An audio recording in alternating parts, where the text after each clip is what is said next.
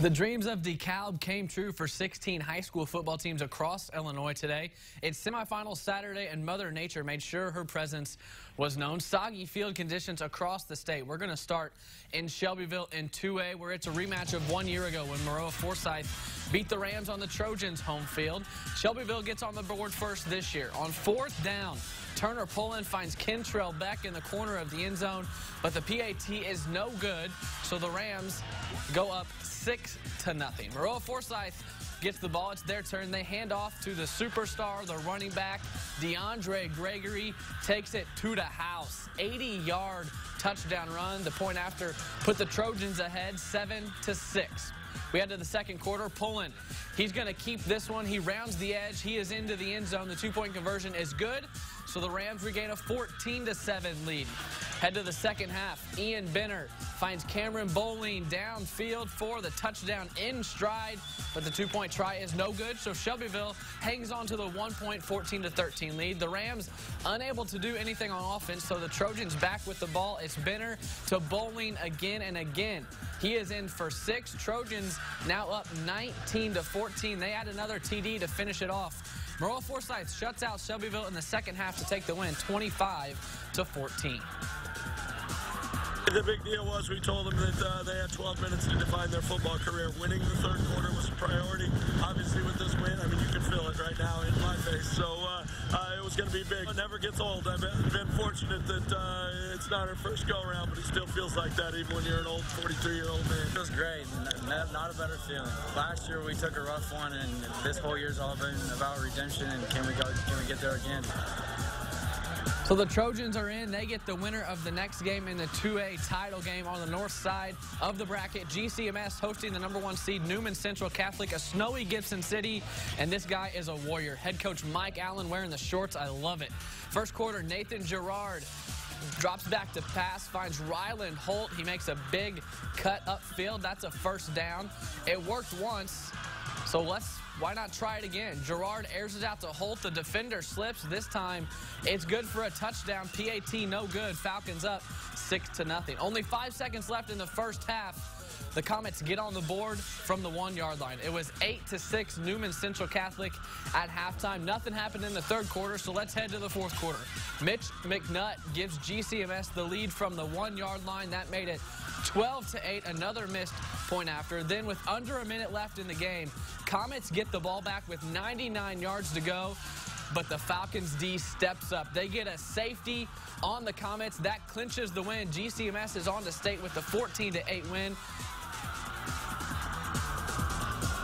They kept fighting, and when you have a running back like Mitchell McNutt and Jared Trantina and the line moving like they were moving, they had confidence, and we just kept going. And what an atmosphere, having the former players, from Gibson City, GCMS, in the end zone coming out with us afterwards. Just a very special moment. This is what we worked for in the summer, in the weight room. Our team was obsessed with lifting. We deserved it, I think. We just told each other to man up in the huddle and, just pound it in the middle, and that's what we did. So it's Forsyth and GCMS for the 2A title at 1 o'clock on Friday. Let's head down to 1A, the 6th seed Athens hosting the #1 seed Tuscola, the candidate for play of the year right here from the Warriors. It takes a while to develop, so stay with me. We're in the second quarter. Luke Schluter slips, almost sacked, but he gets away, and he finds Dalton Hull. Hull spins through one tackler, reverses field, gets to the sideline, outruns a couple more Athens attempts, and look at this, cuts back upfield, and he's going to score 75 yards to the house for Tuscola. 14-7, Tuscola led. The Yellow Warriors back in business, and they go to the ground game. Andrew Erickson finds a hole, cutting through that muddy field for a big gain and a first down. Later in the drive, he did all the dirty work, so they made sure he got rewarded. Erickson, touchdown, put Tuscola up 21-7. The defense holds off a late Athens rally. They win it 21-14. I'm just really proud of our kids. We've had some kids come through here for about a decade there, close to it. Every class we had come through here got to play in a state championship game. I'm really proud of our kids, but I'm also proud of the kids we've had that have graduated in the last few years that didn't get a chance to play, and they were really, really close. They kept our program at a competitive level and missed out on some really, really close chances. Tuscola gets Lena Winslow in the title game at 10 a.m.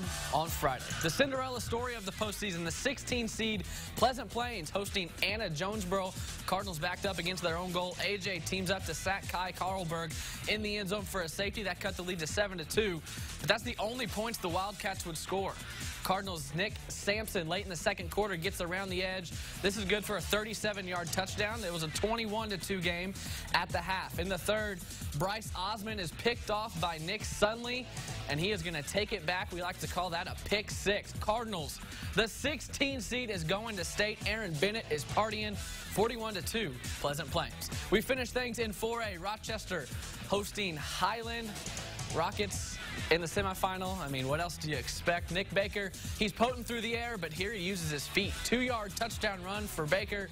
7-0 Rockets. Then they took to the air. Baker connects with Ben Chapman for a 15-yard touchdown pass and touchdown catch. It was 14-0. And even more from Baker. This time, he's going to connect with Cade Eddington for a 22-yard score, 21-0. And what do you know? Rochester onto their 7th state championship game in 8 seasons. Just absolutely unreal from Derek Leonard. All right, Illinois and Ohio State highlights. They're coming up next. Don't go away.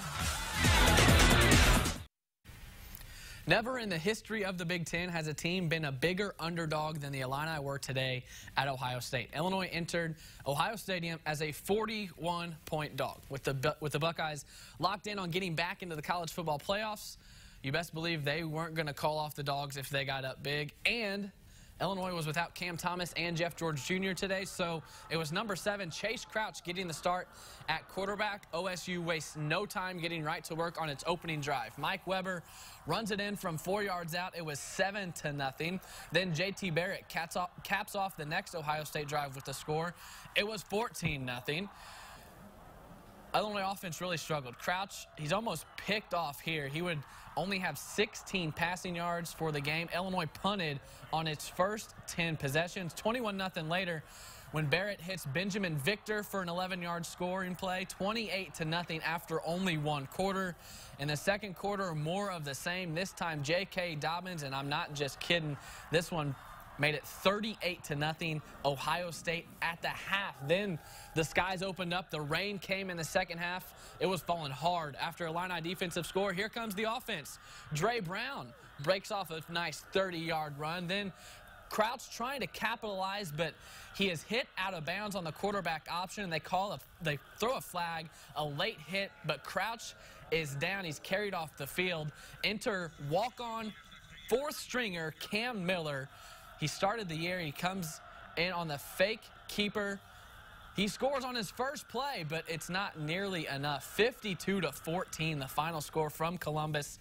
Illinois now 2-9, 0-8 in the Big Ten. Here's Brett Behrens from Columbus. The Illini quarterback carousel comes full circle. Chase Crouch made his first start at QB in nearly 2 months here at Ohio State, filling in for Cam Thomas and Jeff George Jr. They were both injured and unavailable. Benched after the first 4 games of the season, Crouch moved to tight end. It looked like he would never take another snap for the Illini, but with the injuries, he was called upon earlier this week, and it meant a lot to him. Crouch grew up a Buckeye fan, living about 25 minutes from here. I had a lot of people at the game that I'm very close with and that I grew up with. And it definitely meant a lot to play in the horseshoe. Crouch struggled, completing just 4 of his 14 passes for 16 yards. He couldn't finish the game after getting hit out of bounds late in the second half. Enter freshman walk-on Cam Miller, who made his QB debut a memorable one, scoring a touchdown on his first play. The Illini leave Columbus, though, with no healthy scholarship quarterbacks. Coach McGee put me in the best situation possible, and you know, I got to give it to the guys, O-line, the receivers. They blocked their butts off for me. The Cam Miller score is a feel-good moment and a forgettable game for the Illini. The Buckeyes' first punt didn't come until there were less than 4 minutes in the first half, and they had pulled a majority of their starters. The Illini only had 5 first downs. That's the program's all-time record low for a game. They're an outstanding football team in all 3 areas.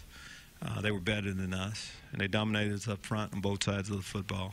Illinois has now lost 9 straight games. They'll look to avoid going winless in the Big Ten for the first time since 2012. That was Tim Beckman's first season. To do it, though, they'll have to beat a Northwestern team next Saturday that's won 6 straight games.